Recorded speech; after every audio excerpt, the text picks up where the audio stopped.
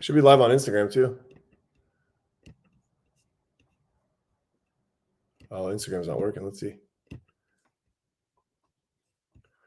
Create. All right, everyone. What is up? Welcome back to another family education support group here with your host, Param. I'm grateful for the opportunity to be back again and to be able to hopefully share on a topic that would add some value to your world, to your lives. And what do we got here? We got Blondie from Los Angeles. What up? Good to see you. Jess from LA now. Ooh, new location, same person. That's awesome. So what we want to do today, it's going to be kind of interesting. Let me give a quick introduction of myself. So like I said, my name is Param. I am, let me take off this comment. This is something we do here every single Saturday for the most part. You know, I miss some for travels of pickleball or training or something like that. But for the most part, I'm very committed to this for the past 4.5 years. And I have a master's degree in marriage and family therapy. I am a licensed advanced alcohol and drug counselor. I am a college professor at a local community college here called Saddleback Community College. I am a high school basketball coach. I've been doing that for 15 years now. And, I've also been in the recovery process myself. So June 13th, 2008 is the day that I changed my life around, we'll call it, because I don't want to minimize it and dumb it down to just drugs and alcohol, because it's a holistic change. It's all areas of life. It's overcoming things like anxiety and depression. It's overcoming things like all that kind of stuff. And no, Jake, I did it, man. And this is my buddy Jacob. He's a good dude. Jake, I did never message you as Slice Stallone, Param Nimatolas, who I've always been. But let's get into this. Talk today. And the talk I want to do is going to be really nice because we all know here, at least in the United States, if you're watching this in America, Monday is Memorial Day. Okay. And Memorial Day is a day that communities, societies, they all get together in remembrance of those men and women who fought the ultimate fight, and they were willing to sacrifice their own lives for the greater good. Okay. And when that happens, I want you to hear this, that it's important to pause and just think and just reflect on the impact that has had on our lives, but also the impact that it's had on their lives. So this is a family support group. So when someone passes away, right, it doesn't just impact that individual, right? It impacts their spouses. It impacts their parents. It impacts their children. There are spouses that now have to figure out, what am I going to do in life? How am I going to go continue this journey? There are parents that, it's not natural for a parent to lose their child before themselves. And children are now wondering, what's going to happen to me? So the impact that it has is huge. And this isn't just veterans in this country, and it's all over the world, right? But Memorial Day is a day of remembrance. And so what I wanted to do is, I like to look at holidays when they come up. I did it for Mother's Day. I did it for Persian New Year's. I do it for New Year's Day. I'll do it for Father's Day. Maybe even Labor Day, talk about our toxic work culture. But I wanted to take a moment and see what type of lessons can we extrapolate and pull from this day and apply to our own lives, with the intention of honor and respect there, but also with the intention of improving our lives and the quality of it. So, and don't get me wrong, I am well aware that fighting in a war and recovery are two separate things. So when I'm comparing Memorial Day and the lessons to the lessons we can apply in our lives in recovery, I hope that you don't take it as face value, but look at the underlying theme and the similarities that exist, not the differences. Because in life, if you choose to look at the differences in anything in life, it's really hard to be able to find value and a learning opportunity in that. But when you look at the similarities, then the possibility for transformation, for growth, for healing exists. So I'm going to go ahead and share 6 different lessons that we learned from Memorial Day and what it represents, and how we can apply those to our own lives, our own recovery, with the intention of making improvements in all those areas. So, good morning to everyone that popped up. So, Jale June, what's up? Jacob, what's up, brother? Bita, what's up? Mom and dad, #1 supporters, what's up? Catalin, we got the whole world this year. We're covering the globe. So now what we're going to do is just get into it. The very first one is this thing called the power of sacrifice. Okay. Man, what collective group of human beings demonstrates the willingness to sacrifice than those who have fought in the armed forces, the men and women of the military? And by the way, if you are a active duty or past military member, I just want to let you know, thank you for your service. And if you have lost somebody as a result of, I want to extend my own empathy and my compassion to you, and I stand with you in whatever grief that you're still holding on to. I'm well aware of this grief process now personally, but much deeper than I was before. And I've seen the impact that it could have on parents and siblings and children and spouses. So I just want you to know that there's a lot of compassion here available and present to you. And if it's something that you need to hear, or if it's a community of support that you need to be a part of, you're very, very welcome here. So the power of sacrifice.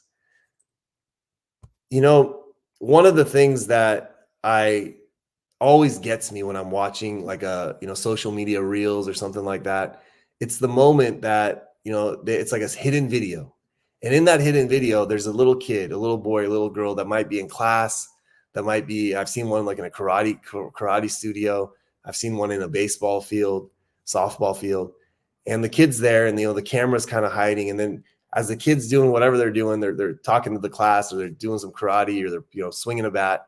All of a sudden the mom or dad rolls up in their active duty gear, and they just walk up to their kid and they embrace their kid, and the kid turns around. It's like they can't believe that the parent is there. And goosebumps, man. That stuff gives me goosebumps because it shows the power of human connection. It shows the power of love, but also it shows the ultimate sacrifice. If you have someone in your life that you love that much, and you could just tell that mom or dad just freaking loves their kid, you could tell that kid loves their parent. You don't have to be a rocket scientist to do any deductive measures of analysis of what you're seeing in the video. It's like right there. And how do we know it's right there? Because whoever watches it, they feel the same way. It's universal. It exists. It's like, it's as true as the truest truth that exists. But check this out. Despite of that love, despite of that connection, they still choose to go on and sacrifice. Now, why is this important in recovery? Because there are things in our lives when we are trying to heal and recover that we must sacrifice.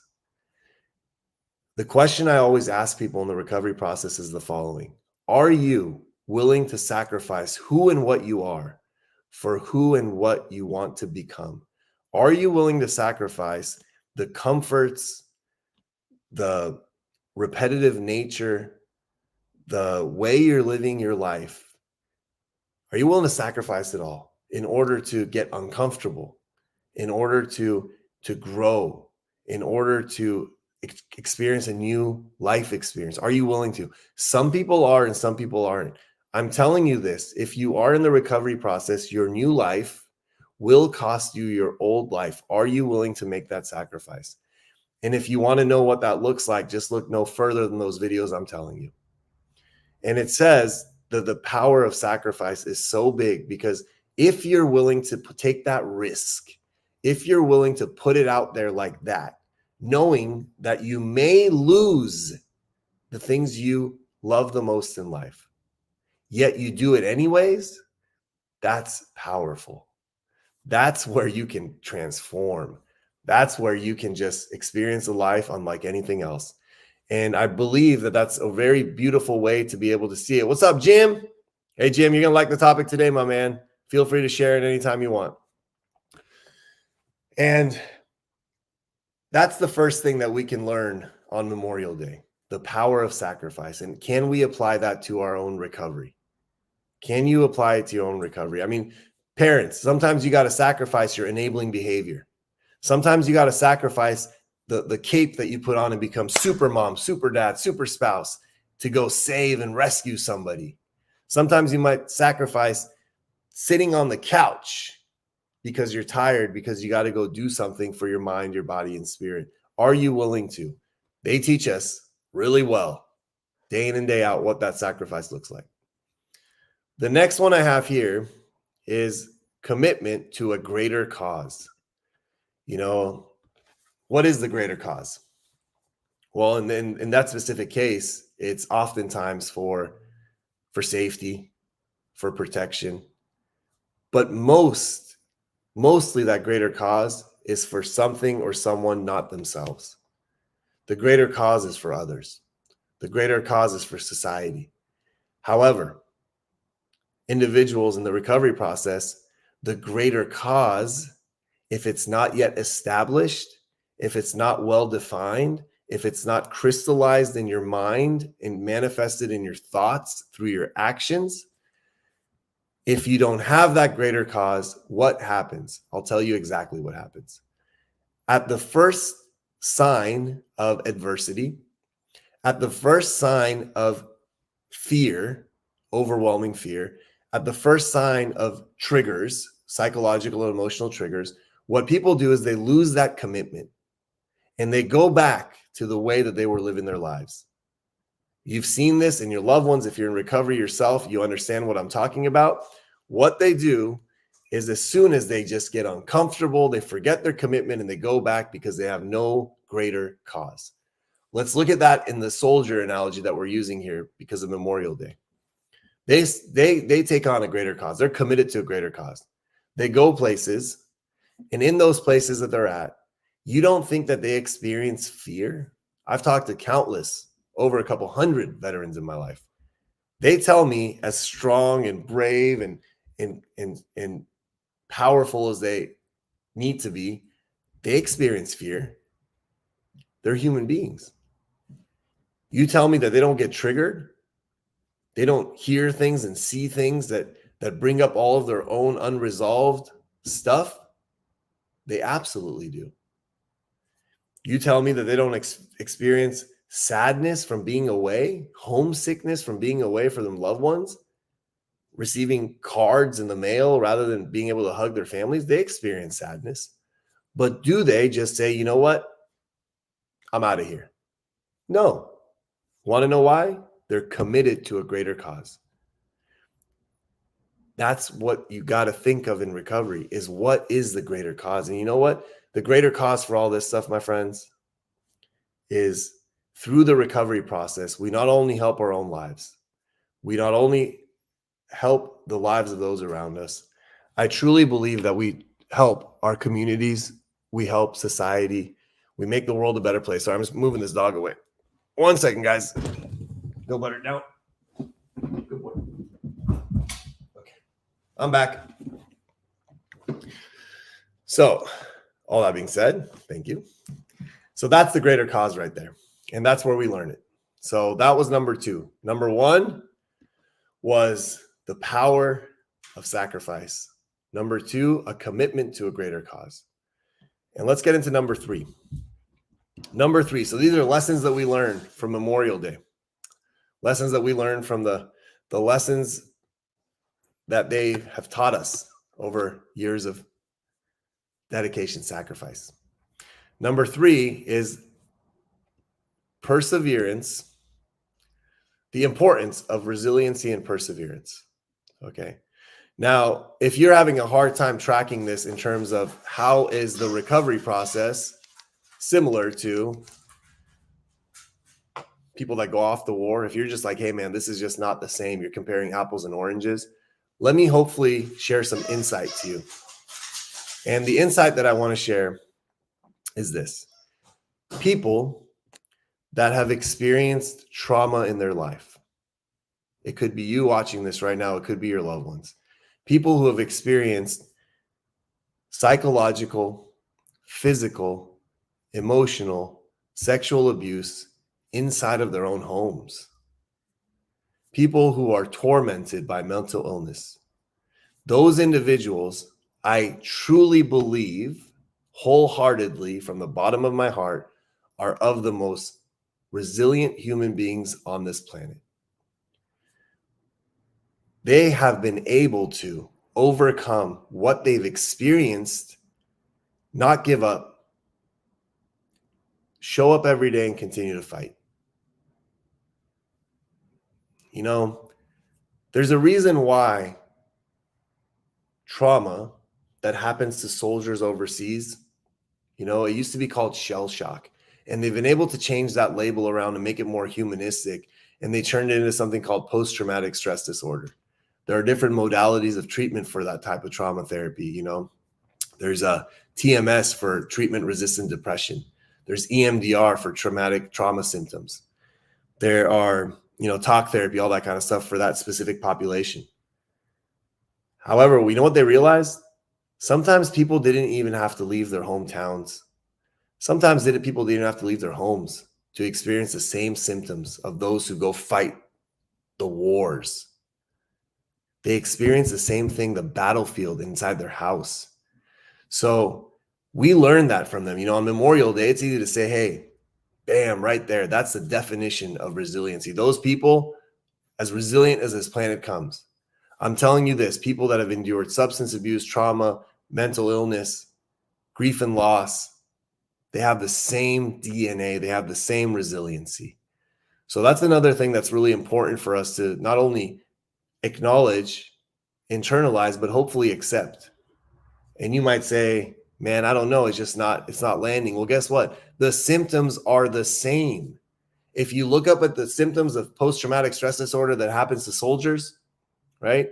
Hypervigilance, inability to sleep at night, jumpiness, restlessness, shakiness, being triggered by smells, by sounds, not being able to think clearly, being foggy, having anger outbursts, impulsivity. If you look at all those symptoms, guess what? They are exactly the same as people who experience PTSD that never went to war. So if we can acknowledge that in those individuals, right? Those individuals, we're like, hey, you guys, you men and women, you guys are just straight resilient. You persevere through all obstacles. Why don't we extend that same grace to those who have fought those fights inside of their own homes? I hope this encourages somebody to look at it that way. The next one that we have here, and by the way, if there's any questions, if there's any feedback, feel free to share. This is always a dynamic conversation. It's for us to be able to learn from each other, to grow from each other, and we go from there. So the next one is this thing called acknowledgement and gratitude. Okay. On Memorial Day, the whole society of the United States, at least, let's just talk about America, they pause, they completely stop. I mean, it's a federal holiday, so everything just stops. What's the main purpose? Remembrance, acknowledgement, and gratitude, right? We all know that. That's the theme of it. So we know that for those individuals who go fight those fights, they deserve at least that one day for that. Now, I'm telling you as human beings, even if you've never been in a war like that type of war, we all deserve the same acknowledgement. Being acknowledged for who you are and the things you do in life is a human need. It is something that when experienced, when we allow ourselves to experience it, how about that? It is something that feels good. It has healing potential. However, since I've been working in the mental health space for, 12, 13, 14 years now, I've noticed something. There are a lot of people that have a problem with being acknowledged. There's a lot of people that have a problem with receiving compliments, receiving positive words towards them. And if you think about it, it kind of sounds bizarre because it's like, why would a human being have a hard time experiencing someone saying, hey, I'm proud of you. I see how well you're doing. I see how hard you're trying. You've made so many changes in these areas of your life. Why would someone have a hard time receiving that? Two reasons. Number one, they never received it in life. Nobody ever told them, I see you. I'm proud of you. Nobody ever told them, you're doing a good job. You know what they probably heard? You're not good enough. It's not good enough. Or they didn't hear anything at all. Their actions were unnoticed by those around them. So then they get into therapeutic circles. Their peers or counselors say, hey, man, I see you, man. You're grinding. You're working so hard. I'm so proud of you. And they get uncomfortable. They can't accept it. The second reason is because when you don't receive all of those things in life growing up, in formative developmental years, the impact that it has on your self-worth and self-esteem is profound. If you never got compliments, your self-esteem stays low. If you never got told that you're doing well and you're worthy of love, your self-worth is low. A person that has minimal to no self-respect and self-worth, first of all, does things to their mind, their body, their spirit, their soul that matches that of their kind of relationship with that, but also has a hard time receiving acknowledgments and love. You know, back in 2000 and I'd probably say 11, my brother and myself, my brother, rest in peace, we did this workshop together. And it was one of those intensive workshops. It was multiple days. Each day was over 12 hours long, 12 hours in the same room. You didn't leave. And let's just say there's like 60 people in that group. Okay. It was an advanced forum, it was called. And one of the things that people had to do was one at a time, you had to go on the stage with all 60 people and the group presenters and the kind of the people that were helping there. They were all watching you on stage. And first of all, that's just a terrifying experience for a lot of people. Believe it or not, as much as I love talking and I'm like all into this, back then it was like, it's scary, man. If you've never done it before, it's not an easy thing to do. But you would go there and you have to say, who I am is the possibility of, and you would say 3 different things. So for example, health, love, generosity, right? Like whatever you wanted to create and bring about this world, you would acknowledge that you're the possibility of that. And if you said it kind of under the, if you said it low with no energy, they'd be like, nope, say it again. And you say, who I am is the possibility of health. And like, nope, say it again. It got to the point that you would have to stand there and say, who I am is the possibility of, and you would say it as loud as you could. And if it passed the test of the facilitators, the entire 60 people in that room would stand up and start giving you a standing ovation. They would whistle, they would holler, they would scream, they would yell, and they would just clap for you. And you're standing on a stage, vulnerable, and there's people clapping for you and just screaming and yelling your name and just, you're really, really energetically giving you love. I learned something back then. I wasn't even a therapist yet. I was just a counselor. I barely through graduate school. I learned something there. Oh my God. We are all uncomfortable with being acknowledged. We are all uncomfortable with being having that energy coming towards us. And some people would just start crying on the stage. I'm not kidding. They would just start bawling on the stage when people are acknowledging them because they felt they didn't deserve it. Some people would just get so uncomfortable, they'd get off the stage and walk away and they'd have to bring them back on. And by the way, no one could leave that night until everyone was done with all these experiments. So it was powerful. So if you had to be there for like 20 hours, you would until everything finished. But what happened was after the first 30 seconds of discomfort, like 30 seconds of just like feeling so uncomfortable in your own skin because you're getting a standing ovation for the first time in your life. Then they started to just like smile and laugh and just look around the room and make eye contact. They were soaking it in. And then something even more profound than that happened. When they went off the stage and the next person went on and they did the same exercise, who I am is the possibility of, and once they passed, people would start clapping.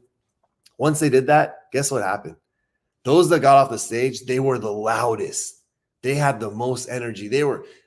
All 60 people for a minute every single time with a timer, you had to go as hard as you could. So for 60 minutes straight, everyone just gave everything they had to those on stage to acknowledge them, to make sure they were seen. Everyone lost their voice. And I'll tell you this, the ones that would go off the stage were the loudest because they received a need that they never had in a long time. It's kind of like walking through the Sahara Desert, just dehydrated, dying of dehydration. And that 1 minute was the water you needed for life. And that's the power of acknowledgement and the power of gratitude. I mean, Jim just put there, gratitude's an attitude. I believe that. And grateful people are happy people, and those who aren't. I also say gratitude that's not expressed doesn't exist, So the reason why we're grateful for what those people did when they go overseas and fight the wars, those men and women, armed forces, we're grateful for it is because it allows us to have a specific thing in our life.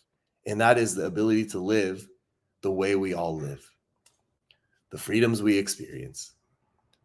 And unfortunately, when it comes to the world of mental illness and substance abuse, not only do we take that freedom for granted, we also double down on it and imprison ourselves in the prison of the mind and the body and the spirit and the soul through those substances and those lifestyles.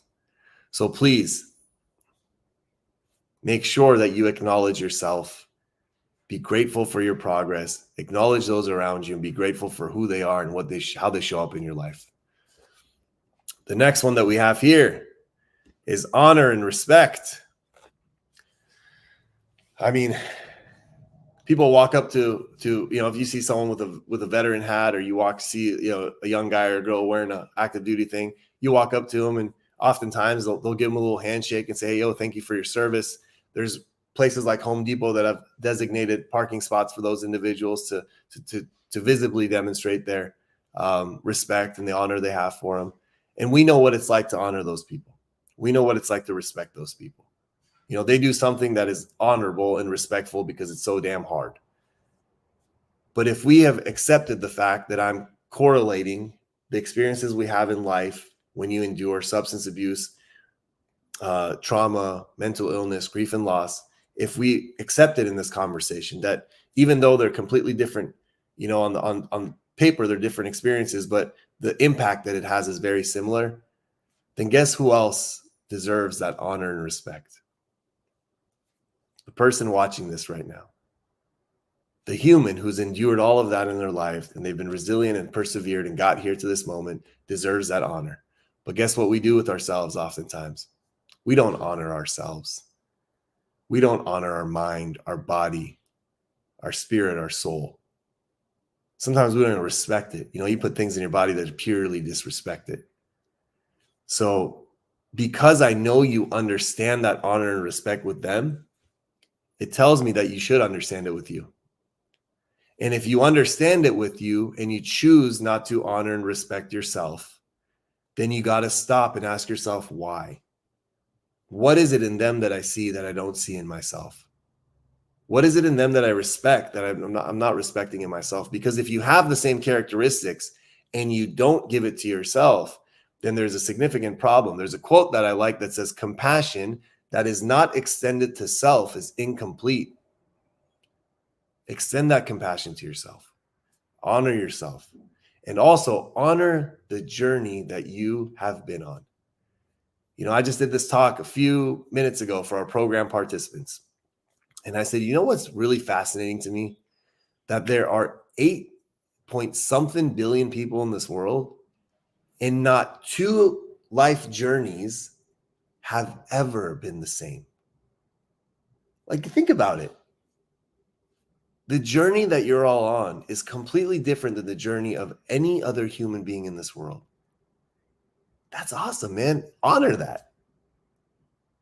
Cherish it. Respect it. But I will tell you this, that when you get off this talk and you go do whatever you're going to do this weekend or next week or next month or next year or next decade, you're still on a journey. And if you choose to live life through these principles that we're teaching today, you'll be able to honor the hell out of that. But if you live it the way you did before, with all the pain and agony and all the discomfort and all the heartbreak, why do you think your journey is going to change? See, I don't think that the journey stays the same, because I believe in the possibility of human transformation. So if you transform yourself, you transform your journey. Now it's a matter of what kind of journey you want to live. So the very last one I have here is something called leaving a legacy. On Monday, a lot of the different cemeteries in the United States, people go and they have real memorial services. honoring those who have fought and served and lost their lives. And again, it's not just them. Please don't ever forget about their moms and their dads, their spouses and their children. Shit, don't even forget about their dogs.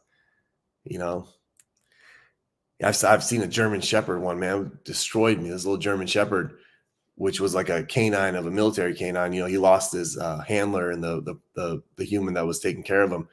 And he went to his memorial. Oh my goodness. He knew that he's in the boxes. I'm sure he could smell it. And it was just like the saddest thing I've ever seen. So don't neglect those little guys. They're awesome, you know, but it says to leave a legacy. We learn that. And people go to these memorial sites and they sit there and they look at their names of these people that have lost their lives and they left a legacy, right? I mean, that is it. That's a legacy. So why is it important for us to leave a legacy? And here it is, man, simple. I'm 40 years old, right? If I'm lucky, I got another 50 in me. If I'm super unlucky, I got another 20 in me. And if I'm somewhere in the middle, right? All the things I do in my life, all the things I say, all this and that, when it's all said and done, it's over. However, the way we realize in the military, because of what they did and how they lived their life, their memory remains.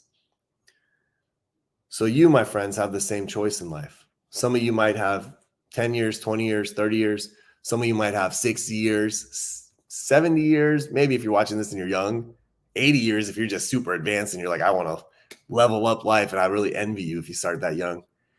But that's it, right? Somewhere between 10 and 80, let's just say, is the range of this audience. Then it's all done. So leaving a legacy becomes probably the most important factor of this whole thing called life. How do you want to be remembered? What do you want to leave behind? How are you going to go about accomplishing that? See, when you think about that higher purpose, that greater cause, the little things you go through day in and day out in life shouldn't matter as much. Because if it's not in the legacy, it don't matter. If it's not in the end, why does it matter right now? So in conclusion of today's talk, I want to tell you guys that the reason I did this was because, first of all, it's something that's, happening in our community, society right now. And like I said, it's a day of remembrance of those men and women who've fought for this land or whatever land they got. And they lost their lives, the ultimate sacrifice. They've sacrificed things that are very important to them. How do we know that? We've watched enough videos to know that the love that mom or dad has for their kid when they come back and visit them is as good as it gets. But the reason I really wanted to do this talk is because I wanted to wake some people up to the fact that, hey, some of you who have endured pain as a result of addiction, mental illness, grief and loss and trauma, man, you're soldiers. You're fighters. You're resilient. Make sure that you extend that same dignity and grace that you do to those individuals to yourself, because you deserve it, because you've been fighting a fight. You've been battling a war. Yes, mental illness and addiction is a fight. And it doesn't just impact the person, it impacts their whole world.